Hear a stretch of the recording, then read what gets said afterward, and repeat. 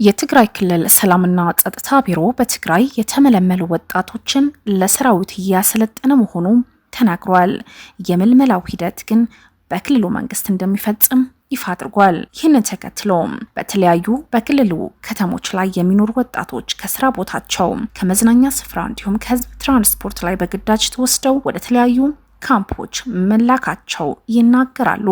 በተመሳሳይ እንዲሁም ቅድሚያ ለሰብአዊ መብቶች ኢትዮጵያ በኩል የትግራይ ጸጥታ ኃይሎች በክልሉ መጠነ ሰፊ የሆነ አፈሳና የግዳጅ ወታደራዊ ምልመላ እያካሄደ መሆኑን በመጥቀስ መግለጫ ማውጣቱ ይታወሳል። የሰብአዊ መብት ተሟጋቹ ድርጊቶቹን ይፈጽምባቸዋል በሚል ከዘረዘራቸው አካባቢዎች መካከል ሰሜን ምስራቅ ዞን፣ ማዕከላዊ ዞንና ምስራቃዊ ዞን ይገኙበታል። ለሁለት ዓመት የተካሄደው ጦርነት ባስቆመው የፕሪቶሪያው ስምምነት መሰረት የተቋቋመው ጊዜያዊ አስተዳደር በማፍረስን ከጦርነት በፊት የነበረው የክልሉ ምክር ቤት ስልጣን ከያዘ በኋላ በህወሓት መሪዎችና በፌዴራል መንግስት መካከል ውጥረት ተፈጥሯል። ተመልሶ ስራ የጀመረው ፈርሶ የነበረው የትግራይ ክልል ምክር ቤት ህጋዊ ፓርቲ እውቅናው የተሰረዘበት ህወሓት ሊቀመንበር ደብረጽዮን ገብረ ሚካኤልን የክልሉን ፕሬዝዳንት የጊዜያዊ አስተዳደሩ ፕሬዝዳንት ያሉበት ሁኔታ እስካሁን ግን በይፋ አልታወቀም። በዚህ የተነሳ በክልሉ ሌላ ዙር ግጭት ሊቀሰቀስ ይችላል የሚል ስጋት የተፈጠረ ነው። የግዳጅ ወታደራዊ ምልመላ እየተካሄደ መሆኑን ነዋሪዎች፣ የፖለቲካ ፓርቲዎችና የመብት ድርጅት በመግለጫ አመልክተዋል። በተጨማሪም በደብረጽዮን የሚመራው የክልሉ መንግስት በቅርቡ ይፋ ያደረገው ረቂቅ ህግ ዕድሜያቸው፣ የጤና ሁኔታቸው የሚፈቅድላቸው ማንኛውም የትግራይ ተወላጆች የክልሉን መንግስት የሚያቀርበው የክተት ጥሪ ተቀብሎ የመሳተፍ ብሔራዊ ግዴታ እንዳለባቸው ይናገራል። ይህንን የማይቀበል ማንኛውም ሰው ከ10 ሺህ እስከ 50 ሺህ ብር ተቀጥቶ ግዴታው እንደሚፈጽም እየተናገረ ነው። አሁን በትግራይ ላይ የተለያዩ ቦታዎች ላይ አፈሳ አለ። አፈሳ በወርቅና ማዕድን ማውጫ ላይ በአድዋ ከተማ የሚኖሩ የአንዲት ልጅ አባት የሆኑ ተስፋይ ገብረ እግዚአብሔር በማዕከላዊ ዞን በሚገኘው አህሳ ወረዳ ልዩ ስሙ አዲ ፍታው በሚባል ቀበሌ በባህላዊ መንገድ ወርቅ በማውጣት ይተዳደራል። ይህንን ቃሉ ለቢቢሲ የሰጠ ሲሆን በዚህ በወርቅ ማውጫ አካባቢ የተሰማሩ ወጣቶች ቀን ላይ ወርቅ ሲያወጡ ይውሉና እንዲሁም ሌሊቱ በዚያው አካባቢ ትንሽ ድንኳን ዘርግተው ያድራሉ። ግንቦት 13 2018 ከማለዳው 11 ተኩል ወደ ስራቸው ለመሄድ ከእንቅልፋቸው ሲነሱ ዙሪያቸው በታጣቂዎችና በፖሊሶች ተከበው 180 ወጣቶች አዲ ፍታው በሚባል ትምህርት ቤት ተወስደው በአንድ ክፍል ቤት ተቆልፎባቸዋል። ለደህንነት በመስጋት ስሙ እንዳይገልጽ የተጠየቀና ከታፈሱት ወጣቶች መካከል አንዱ በማግስቱ ግንቦት 14 2018 ሲቪል የለበሱና የታጠቁ ሰዎች በመምጣት ወደ ግንባሩ ወደ ትጥቅ ትግል እንድንሄድና እንዳፈሱን ነገሩን ይላል። ወጣቶቹ በ3 አውቶቡሶች ተጭኖ በማዕከላዊ ዞን ነበለት አቅራቢያ ወደሚገኘው ሰጉህ ወደሚባል ወታደራዊ ማሰልጠኛ እንደተወሰዱ የተናገሩት ማርያም ሸዊቶ ከሚባል ቀበሌ እንደደረሱም ተስፋይ ከአፈሳውና ከሚጠብቀው ወታደራዊ ስልጠና ለማምለጥ ከመኪና ከዘለለ በኋላ ጭንቅላቱ ላይ ከባድ ጉዳት ደርሶበታል። ሆስፒታል እንደሚገኝም ወንድሙ ተናግሯል። ወጣቱ የጭንቅላት ቀዶ ሕክምና ቢደረግለትም ተደርጎለት እስካሁን ራሱ እንደሳተ ነው። መናገርም አይችልም። 7ኛ ቀኑ ነው ይላል ወንድሙ። የአህሳ ወረዳ ሰላምና ጸጥታ ጽሕፈት ቤት ኃላፊ አቶ ኤላስ ገብሩ ይህ ለራስ ፖለቲካው ጥቅም ህዝብ ለማደናገርና ችግር ለመፍጠር ካልሆነ በስተቀር በዚህ ደረጃ የተካሄደው አፈሳ የለም በማለት ጉዳት የደረሰበት ሰው እንደሌለም አስተባብሏል። በተመሳሳይ ቀን ግንቦት 17 2018 በአብይ አዲ ከተማ አቅራቢያ በሚገኙ ሁለት የወርቅ ማዕድን ማውጫዎች አባግባና ሩባ ከዛ ከሚባሉ አካባቢዎች የትግራይ ኃይሎች አርሚ 60 አባላትና ፊታቸው የተሸፈኑ ታጣቂዎች ከ700 ሰዎች በላይ ሰዎች እንዳፈሱ የተነገረ ሲሆን የአራት ልጆች አባት የሆኑ አቶ ሰለሞን ኃይለ ማርያም በአብይ አዲ ከተማ ሌሎች ሰዎች ድንጋይና እሸዋ በአህያ በተሸከመ የቀን ጉልበት ስራ ሰርቶ በሚገኘው ገንዘብ ልጆቹ እያሳድግ ነበር። ይህ ሌላ ባለታሪክ ነገር ግን እንደተለመደው ለስራ ከወጣ በኋላ ከዛ በኋላ የአጎቱ ልጅ ወደ ቤት ሳይመለሱ መቅረታቸው ቤተሰቡ ይናገራሉ።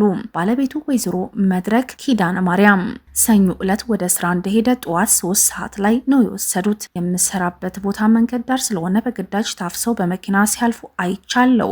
እዚህ መኪና ላይ ያለ ሲሉኝ 500 ብር ተበድሬ ስጡልኝ ብዬ ሰጥቷቸው ብላለች። ከዚህ በኋላ ባለቤቷ ከማይቅነጣል አልፎ ወደሚገኝ ወታደራዊ ማሰልጠኛ እንደተወሰደ መረጃ እንዳገኘችም ትገልጻለች። በጣም ተጨንቀናል። ልጆቹ ናፍቀውታል። አባታችን እያሉ ያስቸግሩኛል። ልጆቻችን የሚረዳ አንድም የለም። ሰለሞን ልጆቹ ወጣቶቹን ትቶ እዚህ ውስጥ የመግባት ፍላጎት የለውም፣ በኃይል ነው እየወሰዱት ትላለች። በተጨማሪም የተለያዩ አፈሳዎች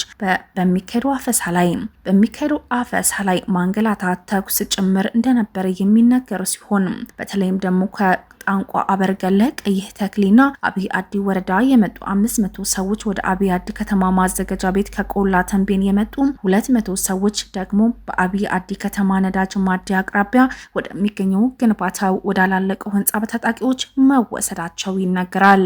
አብይ አዲ ከተማ ማዘጋጃ ቤት አዳራሽ የከተማዋ ከንቲባ ምክትሉ እንዲሁም የጸጥታ ኃላፊዎች በመምጣት ትዋጋላችሁ እንዳላቸው ጨምረው አስረድተዋል። ከማዕድን ቁፋሮ የተያዙ ወጣቶች ወደ ትግል ነው የሚሄዱት አሉ።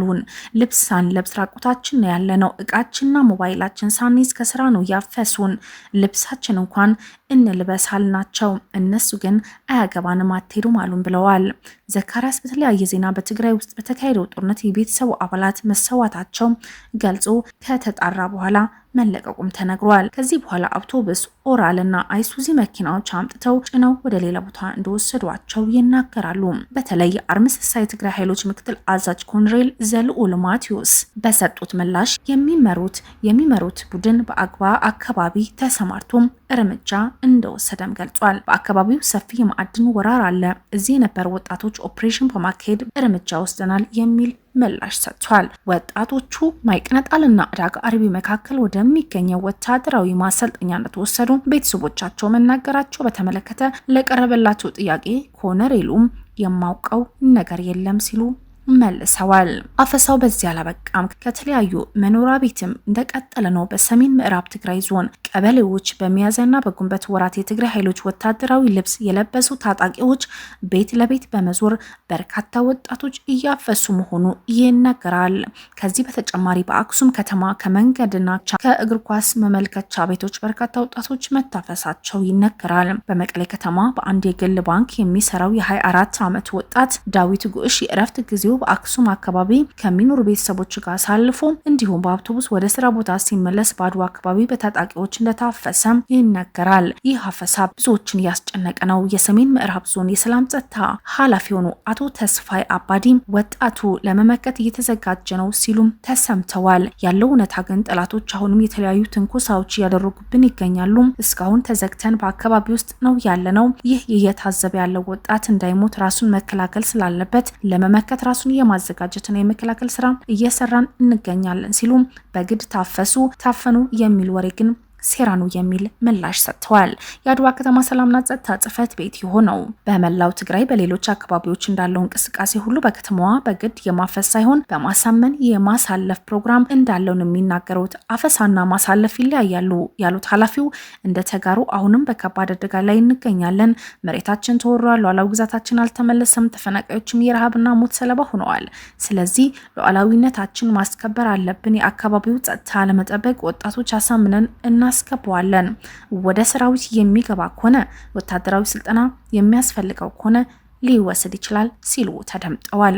የትግራይ ሰላምና ጸጥታ ቢሮ በትግራይ ተመልምለው ለመጡ ወጣቶች ወታደራዊ ስልጠና እየሰጠን እንዳለ የምልመላው ሂደት ግን በትግራይ መንግስት የሚፈጸም ነው ሲሉ ተሰምተዋል። ከዚህ ጋር በተያያዘም የሰራዊት ምልመላ የኛ ስራ አይደለም፣ አሁን ከተቋቋመው መንግስት ጋር ተነጋገሩ፣ የትግራይ መንግስት ነው መልምሎ የሚሰጠን፣ እኛ ምልመላው የሰጡንን እያሰለጠንን ነው፣ እያበቃ ነው። ወጣቱ በምን አይነት ሂደት ነው ያለው? ወታደራዊ ስልጠና እየመጣ ነው አናውቅም። ሂደቱ እንዴት እያካሄደ ነው? ሂደቱ እንዴት እየተካሄደ እንዳለ ራሳቸው ይመልሱት የሚል ምላሽም የሚሰጡ አሉ። በደብረጽዮን ገብረ ሚካኤል የሚመራው አዲስ ማዕከላዊ እዝ አሁን በትግራይ ክልል እየተፈጸመ ያለው ወጣቶችን በአስገዳጅ ወደ ውትድርና ለማሳለፍ ዘመቻ እየመራው እንደሚገኝም እየተነገረ ነው። የህወሓት ሊቀመንበር ዶክተር ደብረጽዮንና ምክትላቸው አማኑኤል አሰፋ በቀጥታ ለማግኘት በዶክተር ደብረጽዮን የሚመራው አዲስ ማዕከላዊ እዝ አሁን በትግራይ ክልል እየተፈጸመ ያለውን ወጣቶችን በአስገዳጅ ወደ ውትድርና የማሳለፍ ዘመቻ እየመራ እንደሚገኝም እየተነገረ ነው። ቻናላችን ላይክ፣ ሼር፣ ሰብስክራይብ በማድረግ ወቅታዊ ሰሙናዊ ትንታኔዎችን ይከታተሉ።